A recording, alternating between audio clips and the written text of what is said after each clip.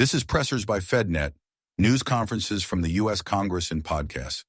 Majority Leader John Thune and Intelligence Committee Chairman Tom Cotton spoke first with reporters outside the chamber on June 2nd. Thune reinforced Republicans' intent behind the Secure America Act, while Cotton answered a question about Bill Pulte's announced nomination to be Director of National Intelligence. The following material is protected by copyright. Good afternoon, everyone. Last Thursday was the 102nd anniversary of the Border Patrol in this country. And as we celebrate 250 years for America, I think it's interesting to also observe that we have had an agency like Customs and Border Patrol defending our borders now for over 100 years. And if you think about what they've done just in this last year, it's pretty remarkable, because what we inherited from the Biden administration was the most open border that we've ever seen. Literally millions of people pouring across the border literally every single year illegally. And in a year's time, Border Patrol has completely cleaned that up to the point, as I think it was the month of April, there was an entire year where there hadn't been a single illegal released into the country. And so a truly remarkable record and a tribute to the men and women, the dedicated men and women who make the Border Patrol work. And Rodney Scott, the commissioner, has said that the mission of the Border Patrol has never changed. What has changed is that now their members, their agents are able to do their jobs, the jobs that they're lawfully we ask them to do. And so tremendous change from one administration to the other, literally in the time span of a year. Border Patrol has done just a truly incredible job of securing our southern border. And that's what we are committed to doing as Republicans here in the Senate. And we, as we move forward on the Secure Borders Act this week, intend to ensure that law enforcement, both ICE and CBP, have the resources they need to carry out the responsibilities that they are given by the American people. And I believe the American people are on our side on this issue. They do not want to defund the police. They don't want open borders. Those are Democrat policies. Republican policies are to have the back of law enforcement to ensure they have the resources, the personnel, the technology, everything they need to keep our border secure and to ensure that our nation's laws are enforced so that our communities in this country can be safe and secure for the people who live here, for our families. Questions? Are your Republican senators satisfied with the Justice Department saying this anti-weaponization fund is done? Or if you try reconciliation, will they insist again on putting safeguards? And does that sidetrack an effort this week to do reconciliation? We had a quite robust conversation about that just now. The Attorney General, Todd Blanche, is testifying in the House today. I think you probably are all aware of that. And I had a conversation with him shortly, a couple hours ago, in which he sort of previewed what he was going to say. And I think his statements are going to be very definitive, very clear, and create the certainty that I hope all of our members and House members need as well in order for us to proceed on the reconciliation bill. But I'm not guaranteeing that happens yet. We're still continuing to have conversations with our members.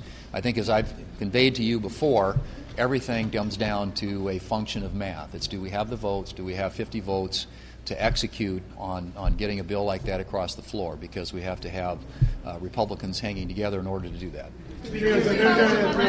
Follow up on that later. Speaker Johnson just told us it's his understanding that this fund is off the table. So is that your understanding as well after speaking with the acting attorney general? That is correct. Do you think that Bill Pulte has the experience? Funds like this from being created in the future, or is the president's board, the acting attorney general's board, enough for congressional approval?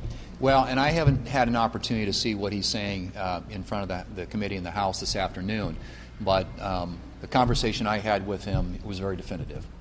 Do you think that Bill Pulte has the experience to be the acting DNI, and same with you, Senator Cotton, as the chairman of the Intelligence Committee?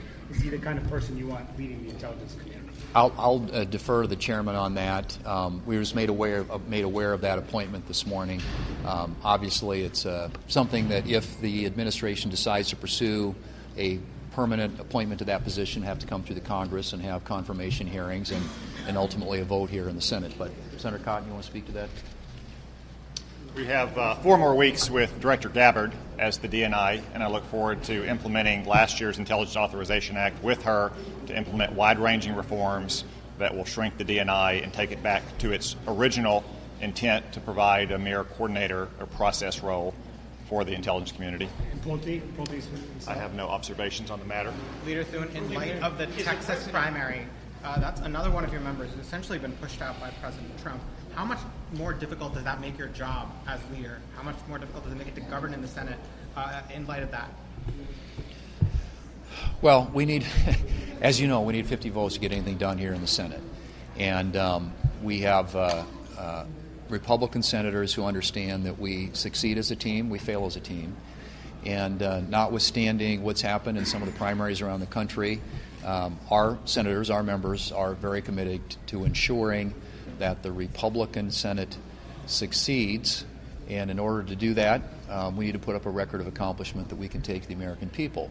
And I think that everybody is committed to preserving, protecting, hopefully even expanding upon our majority in the fall elections, and I would expect we'll have full cooperation from our colleagues, including those who have gone through primary campaigns. And we're obviously Senator Cornyn is somebody that we've all known and worked with for a long time, have great admiration and respect for, and we'll continue to work with over the course of the next several months. Given that Republicans have now rebuked the president on a number of issues, from ballroom to now the weaponization fund, even around war powers, do you think his support among Republicans is slipping? I think the president has overwhelming support among Republicans across the country, as has been evident in a lot of the elections that have been held so far, and I think that's reflected in the work that we do up here. Obviously we've got some tough issues in front of us, and this week is no exception. And trying to find that sweet spot that enables us to get 50 votes, or in some cases, if we need to, with Democrats, 60 votes, to get legislation across the finish line is never an easy process. And we rely on the president, as does the House of Representatives, to help make sure that he's doing everything he can to help us move our agenda forward. And he continues to do that. We continue to listen to his advice and counsel, and do everything we can to help the country succeed, because I think in the end that's what the American people expect, and frankly that's what our jobs are all about. Thank you. Minority Leader Chuck Schumer was joined minutes later by Budget Committee Ranking Member Jeff Merkley from Oregon. They rail against using federal funds for personal gain, including through a weaponization, settlement fund, and tax evasion scheme. Schumer took questions, including about Pulte.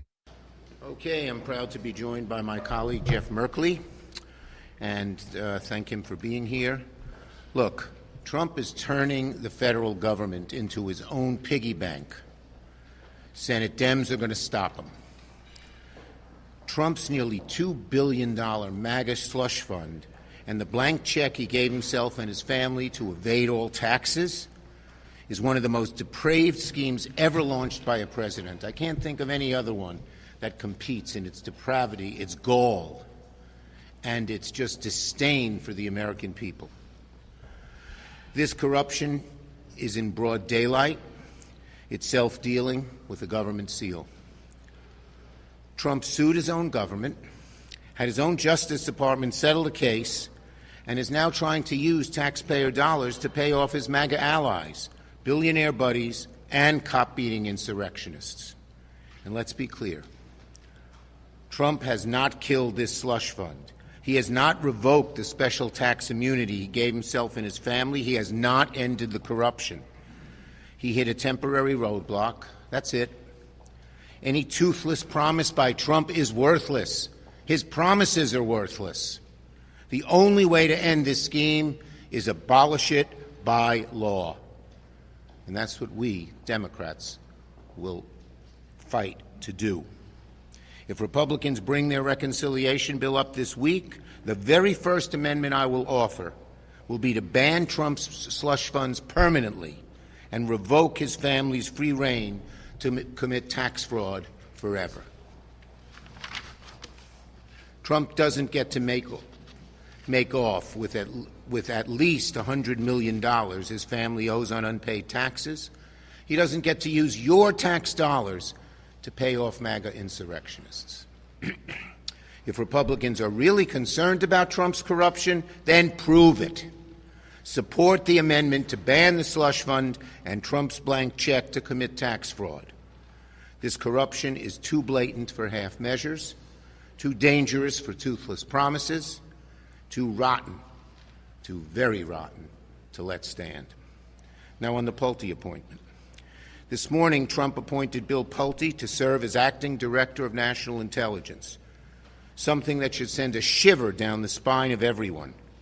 Bill Pulte has proven himself willing to act as a Trump political puppet, filing baseless, outrageous, politically motivated charges on Trump's behalf. And now Trump wants to put him in charge of intelligence? Americans need an intelligence chief to be loyal to the facts. If you're not loyal to the facts and intelligence, you're not protecting our security. He needs the intelligence and security teams to pay attention to the security of the nation, not to the political interests of one man, which is what Pulte has done over and over and over again, just paid attention to the political interests of one man. At a time of growing threats around the world, Trump's choice makes one thing clear. He's not looking for independent intelligence. He's looking for political validation. The intelligence community exists to protect the American people, not to serve as another instrumentality of presidential retribution. Republicans should be speaking out swiftly and loudly. The job is too important. Senator Merkley. President Trump's Cash for Cronies Fund sets an American record in corruption. Think about the Teapot Dome. What did that involve? A $400,000 loan and bribe given to an Interior Secretary to do a lease to oil companies for oil and gas in Teapot Dome, Wyoming. $400,000. Definitely corruption, but nothing on the scale of Trump's Cash for Cronies. Or how about Jack Abramoff? That resonates in many of our memories. Golfing trips and fancy dinners. He was characterized as the man who bought Washington. That just constitutes pennies in the couch compared to the scale of a president suing himself, giving himself $1.8 billion to hand out to his cronies and supporters. You know, I asked the acting Attorney General about the structure he was setting up for this fund. And he said, well, there would be guidelines passed. And I asked him if he would insist that the guidelines include that folks who attacked police officers on January 6th could not get payments. And he demurred and wouldn't answer the question. I asked if he'd just encourage those who would be on this group of five that would control this fund, or whether they would set guidelines to ensure people who had hurt, injured, assaulted police officers would be funded. And again, he refused to answer. Who knows where this money would go, but here's what we do know. The Constitution, Article 1, Section 9, Clause 7, it says no funds shall be taken from the Treasury, but by consequence of appropriations made by law. And yes, there is a law that allows a modest fund to be used by the administration, any administration, for settlements, but settlements conducted according to set rules that defy corruption. And this breaks all the rules, suing yourself and delivering yourself $1.8 billion. So we will do everything we can to put a stake through the heart. I mean, this isn't just a corrupt act, it's a symbol of the corruption that this administration has engaged in time and time and time again. Corruption that's driving up costs for all Americans. Corruption that's creating cynicism for our children about the future of our democratic republic. And we've got to end it, and we will. Thank you. Senator Merkley.